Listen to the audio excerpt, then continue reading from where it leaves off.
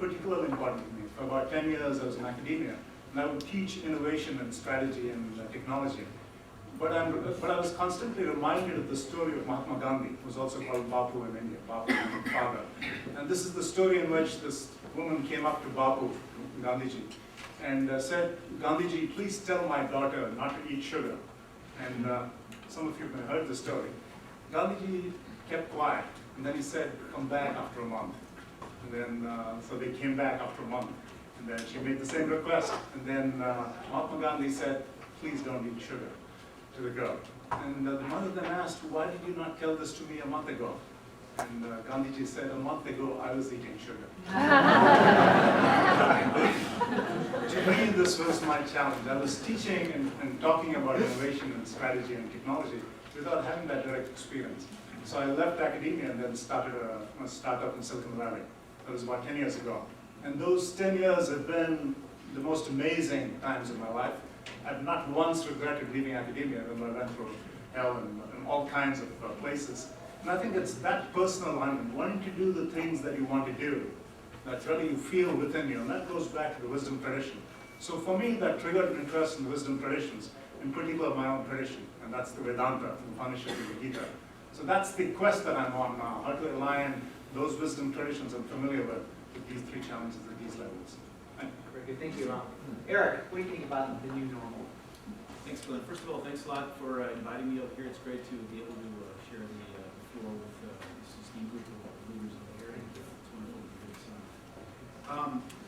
A couple of points. The first one is from operating a business. So I work with, I'm the Chief Strategy Officer of Pepsi Bottling Group. You may have heard we were recently acquired by PepsiCo, essentially a vertical integration of ourselves and their major bottler. For us, there's two pieces of the new normal. One is the whole concept of 6 being the new 10. You guys have probably heard about that a lot. Some clever investment banker brought that up, which is the notion of growth. The horizon of what was expected relative to the economic returns of our business has been fundamentally turned upside down. Okay. And within that, there's the need for fundamental reconsideration of the entire business landscape and essentially the value chain. So how you draw and create value long term.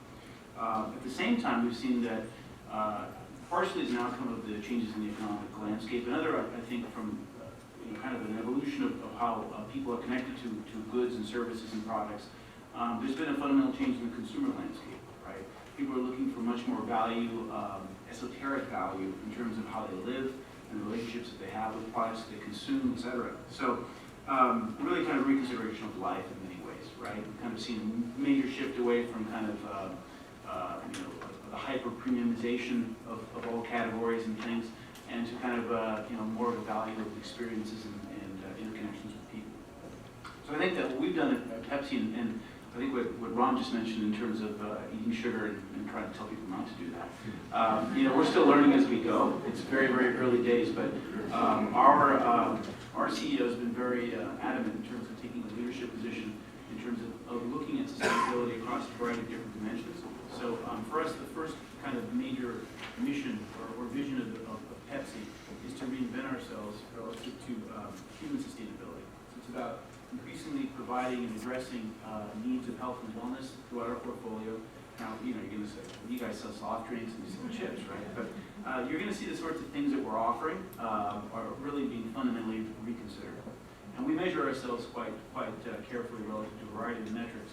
But most importantly, just simple metrics in terms of the caloric impact of our products and the value that those products have in terms of promoting sustainable lifestyles long term. Secondly, it's about talent sustainability. So you can't have people producing and really creating things that are going to create value for the rest of us without there being skin in the game in terms of how they view their career and the opportunity to kind of grow as individuals. Okay? And so I think that whole notion of talent sustainability, talent being the most limited resource that you'll find in corporations, is a very big part of what we're trying to achieve. And the third one, perhaps the broadest one that I think some of the other gentlemen here have already addressed or going to speak about, is really kind of sustainability at the community level, right? So everything in terms of your use of resources, the shadow effects or the direct effects in terms of your community of what you do with those scarce resources. And some very interesting things are coming up relative to how we look at those points. So for example, the newest factories that we're bringing Pepsi in places like India, for example, are really the most cutting edge and amazing facilities in the world. I mean, they produce and use, fractions of what we use currently in the United States. And so they really are kind of like the springboard of rethinking the manufacturing process. And in terms of the simple output of the sorts of things that we make, you're going to see things like chip bags that turn into compost, right? Imagine that. What you eat and then later what happens with the bag are completely part of a loop of recycling and rethinking, the downstream impacts of our products. So a very long answer to a simple question, but I think that it's just there's a fundamental change relative to growth, and within that are consumers and how they look and expect to live and the kind of connections that they have with institutions and corporations. Thank you, Eric. Now, hasn't Pepsi been involved with an initiative over the last 5 years in terms of the manufacturing plants that they're developing in India in terms of recycling water or going in? Can you touch a little bit? Yeah, we've gone very public in terms of the goals we have in terms of recycling the water and water friendliness, so to speak. I think that, I don't think Pepsi's part of it, but I know that there's a kind of a global water mandate that several CEOs, my ex-company, SAB, which was the owner of Miller in the United States, was part of that agreement. Coca-Cola is as well. A lot of corporations are relative to just trying to be much more careful relative to recycling and water usage overall. Very good. Thank you, Eric. Rob, new normal. Well, I'm going to echo everything people said, and maybe start by stepping back, though, and say there's a lot of stuff that's the old normal. Companies still have to make a profit. And if you spend a lot of money publicly, you got to pay taxes. So there are a lot of things that are just as they've always been. But the manifestation and the way that we deal with those things is changing fundamentally. And I think that's what the new normal is. I'll give you a couple examples. I've heard this many times, and that's awareness.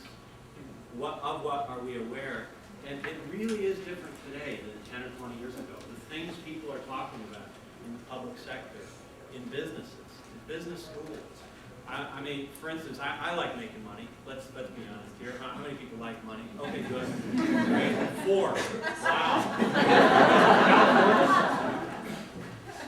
But in business schools, we can increasingly talk about things like social responsibility. You'd expect sustainability and all that. Sometimes it's a little overused, and people need to become a little bit sharper with it. But we can talk about love. We're getting to the point where we can say, I'm someone who desires to be loved. I'm someone who desires to love within the context of business, and recognize that there is a strong relationship between these more fundamental human values and what it means to be in business. I'd say that this is manifesting very practically in a lot of the students I'm seeing, and I know you see this at Chapman and other places, is that many of the students coming up now, they're looking for opportunities where there's a sense of mission. And I'll tell you, if I love business.